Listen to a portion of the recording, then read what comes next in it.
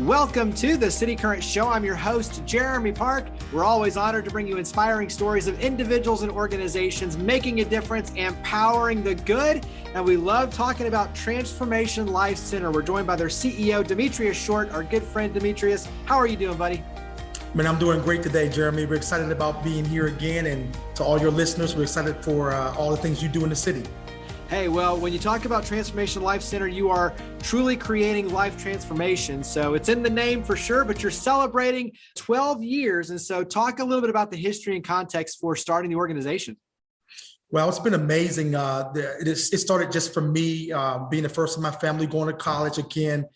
3-sport star. My pathway was to go to the NFL or NBA, typical sports jock here.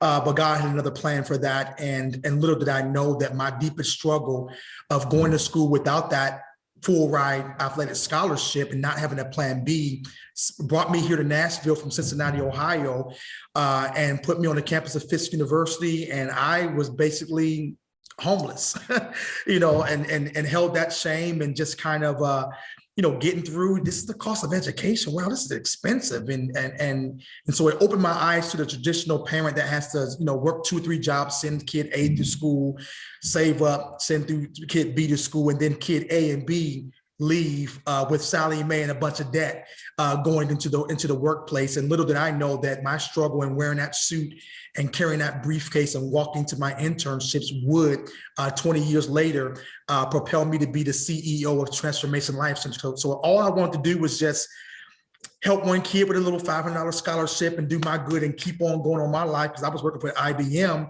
making a lot of money in IT and doing great. But that one act of kindness to just, make that scholarship open up the doors for me to become the CEO and help through health and wellness, where I run in that suit every year with thousands of college students, and also attaching leadership development, professional development with that, bringing those both together in 2010. Here I am 12 years later, and couldn't be even more blown away that little act and my struggle now allows me the platform to help cultivate future leaders in Nashville. How many youth have you had a chance to work with at this point? Give us a ballpark in terms of the number of youth that you've had a chance to work with. Over 1,000. Just, the race alone brings out 1,000 people, and every kid gets we don't charge a student. We want them to come out and get some health and wellness and come out. So one year we had 600 college students alone at the race. Then the Leadership Academy, of course, we try to take 25 to 30. That happens a couple of times a year. So you times that times 12. And now we're in the middle school. We're in thousands of students that we've been blessed to have a part in just bettering them and their families and our community at large. Absolutely. I love it. Talk about how the magic works, because you have a number of different programs, and we'll kind of dive in deep on some of them, but go ahead and give us an overview when you talk about the programs. Yes, for our programs, again, everything starts at our annual race. September, when kids are coming back, school's in, we have our 5K race that starts, we call it our family reunion. This is when we bring all of our programs from kindergarten to our CEOs who come and run in the suit. We want everyone to meet their uncles, their aunties. So we just refer to it like, hey, September 10th this year, Saturday after Labor Day, we always have that 5K, and we bring everyone together. And that starts our rhythm and our system for how we accomplish our goal of igniting, inspiring, and transforming lives. Just a day at the park, everyone having fun, a little bit of walking, a little bit of running, some food, a DJ. And then after that, everyone gets to see the whole family. Then we traditionally say, okay, now we have programs after the race. We have students who can opt into the collegiate program, and they're over here checking in for college level things. Then we have high schoolers, then we have middle schoolers, then we have Black Men Run, Brown Boys Read. So our whole life cycle starts at a 5K race fun event, and then everyone gets tuned in and they get attached to all the other services that we provide, and then they break off into their cohorts for college and high school. So it's been a system that we put in place that starts at just our family reunion. And then we have 12-week, 6-week, 8-week programs in literacy, leadership development, and health and wellness that happens throughout the whole year. Talk about the Pathway to Success program.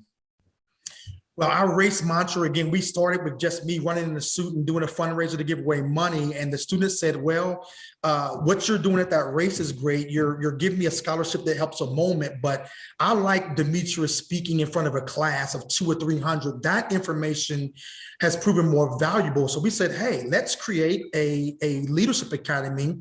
And our race mantra is more than a race, a pathway to success. So our runners who pay, our individuals who pay, our community pays, they're attached to a mantra that says there's thousands of 5Ks, but this one, your money goes to helping create a pathway to success for future leaders. So guess what? We called it Pathway to Success Leadership Academy. Jeremy, life is not straight. Little did I know that after 3 years at IBM, after getting my dream job, that I'd be laid off with a baby on the way. And my dad said, what Fisk University didn't teach you was a thing called LIFE. And it happens to all of us. And he hung up on me and said, go figure it out. Tough love. Hey, you're an adult now. Life is not the yellow brick road. You're going to have ups, downs, ins and outs. So from that race and them running and walking 3 miles, and there's curves and hills and valleys, and they're mad at me. Why is Mr. Short making me do this? Because little do you know that life is full of obstacles, and we want you now to go into the Leadership Academy, and every leader has to face obstacles and barriers. A lot of us come through and become successful through trauma and different things that challenge us, but we fight through that. And so after the race, our students go into the Pathway to Success Leadership Academy, and we teach them and are transparent about, you want to be a doctor? It's not going to be easy. It's going to be hard. It's going to be focused. You got to focus, but we're going to bring the subject matter experts and create the environment conducive for you to get the information, us to encourage you. And the last thing, what we cannot do, we can't make you become that. It's got to take you to push through. So that Pathway to Success Leadership Academy is a branch off the race. And it's, again, symbolic of the trials and tribulations and the pain and the ups and downs of leadership development that every leader has to go through. And we're teaching that hands-on in that academy. There's a lot of little things that you do that make a big statement. One is when you're talking about the family gathering, so to speak. You know, you're showing up in your suit and you're wearing your tennis shoes, but you've got your briefcase. So you're showing up in style, but it's about dressing the part and being the role model. And I think that's a piece of it, you know, the dress for success that makes a statement, even in that moment. The family reunion also is a chance to build that support network. And when you're talking about life happens, a big piece of that is having the support network, your family, who may not be your biological family, but your family, so to speak, you can turn to when you get those curves in the road. And so building support, and then to your point, putting them into the Pathway to Success Leadership Academy and saying, okay, now we're going to do a deep dive to build out where you want to go, but all the things that you're going to need to know, not just on the formal skills, but the informal, all the communication, all those kind of things to get you where you want to go. And so, you know, when you talk about life, it's complicated. And so you have to take a very complicated approach to being able to make sure that these, you know, youth and young men and our future leaders have a chance to then accelerate and grow and become transformed to be the leaders that, you know, are going to take us to the next level in the community. And so I think there's a lot of complexity to what you're talking about, but it all is rooted on very simple things that make a big statement. You nailed it. And I think we need to sign you up to be our next speaker at the academy. You nailed it. Give us some success stories. So when you talk about what you're doing, you know, paint the picture. You don't have to name specific names, but give us some illustration of how this transformation has taken place. Oh, wow. I mean, when I mean, again, dreaming 12 years ago, and people didn't understand what the race meant, the big picture. I just had this unorthodox way of saying, you know, let's help students. We can't impact students if they're leaving because they can't afford school. But my big epiphany was, how can I connect corporations to what we do? As we are cultivating, again, if fish come out the water, it's kicking, screaming. It doesn't want to be caught. You know, these young people are matriculating. We have students from 2,000 miles away in San Francisco. They have no parents. They have one ticket to go home for Christmas and they have no one. That's a lot for a 16-year-old whose parents are 3,000 miles away. And as you spoke about, so what we've done, I said, well, how can corporations then look at us as a talent pipeline? And 4 years ago, my success of taking that race and cultivating leaders, getting them job ready, where corporations can say, hey, we want to fish in that pond. We now have corporate partners that are hiring specifically from our leadership academy, which of course we're 98% brown and black community, ethically diverse community of individuals. We're working in the inner city. We're working with individuals who don't have the parents, the environment, or anyone saying go to school. It's dodge a bullet. It's negative influences. So we're taking those individuals. And that's where the hard work is helping that student. And then the corporations are saying, wow, here's 2 internships that we want to specifically allocate just for your organization because of what you're doing. And those have gone from 2 to 5 to 10. Just got the phone this morning with another organization that wants to hire. They're like, no, we're not going to let all those other organizations get all the good talent. No, we won't in. So the beauty for me and the joy for me is that, wow, I took a 5K fundraiser and now TLC has become an organization that is helping get the next corporate executives, the next STEM, and they're now at the table to say, hey, let's hire and reward the work that Demetrius and his team is doing and give these students an opportunity. So I'll speak of Miles. Miles just wrote his first book. He was our first transplant. This guy is phenomenal. HCA hired him, and he is now working with HCA and us to bring in more students, because what better person to talk about the success of going from our nonprofit into corporate America than the person who actually did it for 2 years. So he's kicking down doors and just doing some amazing things. Again, wrote a book at 22, and he's part of our leadership academy, our young professionals. So Miles, I can just go on and on about students who thought they wanted to go into certain things, and just the care of what we do. Some of them changed their majors and went into social work because we're putting these students in the inner city, and they're seeing, and that passion is birthing from their heart. And now they're becoming doctors, but doctors who care enough to say, I'm going to do 20 hours of volunteers. So we're just helping them think. And some of them have changed major and focus because of what we do. But we have success stories all over the country, and we're excited about what they're doing. Miles was just one of the thousands that we've impacted. Yeah, I've had a chance to interview Miles, and you're right, amazing young man for sure, with such a bright future.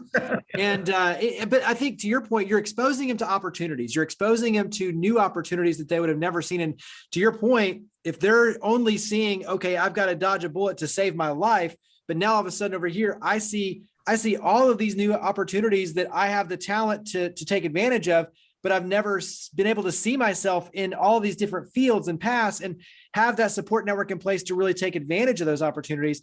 That's where you're creating this transformation. And I just think it's really powerful to see just the power of pouring in, giving people opportunities, and what that then creates for individuals just like Miles. Yeah. How has this work changed you personally? When you look at how you used to define success, working at IBM and the job, the corporate path, to now seeing, wait a second, look at what I can do to transform lives.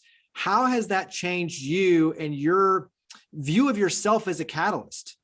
Yeah, I mean, Dr. Martin Luther King said, everyone can be great because everyone can serve. And that just, I mean, we think of greatness as me, I, but everyone can be great because everyone can serve. And true servant leadership for me has always been, Demetrius, you have to reach a level of success to be able to pull people up. So my humility has always gotten in the way. And my mentor said, Demetrius, no, it's okay to talk about you a little bit, because those kids that God's going to put in front of you years and years from here that you don't know, they're depending on you to be polished. They're depending on you to reach a certain level of success that they can mimic, and that you can have the funding and you can have the partners at the table to help maximize and expose. So I'm going, oh, wow. So he said, no, I need you to be who God has called you to be and own it. Be the best. If it's the janitor, be the best darn janitor there is. If you are, again, I tell the kids, I said, everyone's not going to go into these, be whatever you're going to be the best at it. So it's shown me that success is not about a dollar amount. I've had that, Jeremy. I had it and they let me go, and I had to go 2 years without a job and a baby and my clumps of hair, my wife. I mean, that's as transparent as it's going to get for you to see the big picture, that it's not about money. It's about you really finding your passion and owning that. And my whole thought is, a lot of people doing a little gets a lot done. Imagine if everyone owned what they really, again, coffee, man, make the best cup of coffee, lawn care, man, hey, that guy knows how to get those lines so straight. It's not the glamour. It's just, man, how can I help? And the tears and my humbling is, I'm actually a platform that help people become great. And I sit back and see Miles on Good Morning America, and I sit there and I say, I had a little bit to do with that. Shine, young man, shine. Shine, young woman, shine. That's how you pay me back. So it's kept me humble. It's kept me hungry. As we get 5 out, I want 10 more, because we have, I believe, a unique opportunity to help more people. And I want to maximize this experience to get into every circle that God wants us to be in. Talk about how we can help. So how can we all help? How can the community help Transformation Life Center?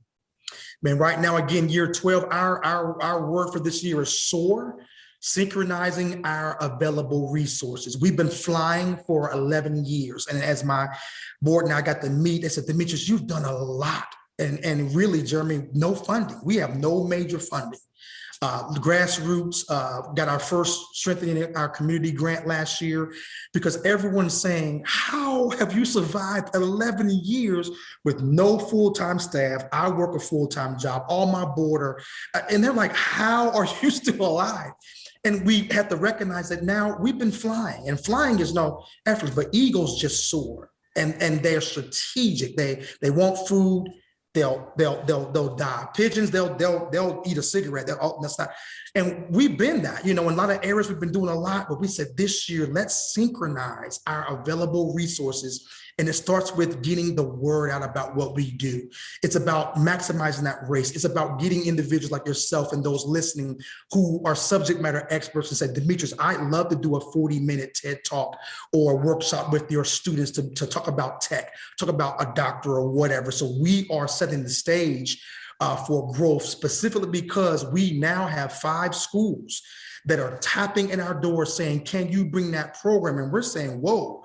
We don't want to grow and don't have the infrastructure in place. So volunteers, we need more volunteers. Of course, funding, we need to get these programs into multiple schools. So it's all about being resourceful and expanding what we've done for 12 years into more centers, more nonprofits, more organizations that need our program. So expansion, getting our budget this year all reflects us taking what we've done and getting it into another school or another program. So volunteers, definitely individuals who have organizations or small businesses that want to hire, who are looking for internships and top talent.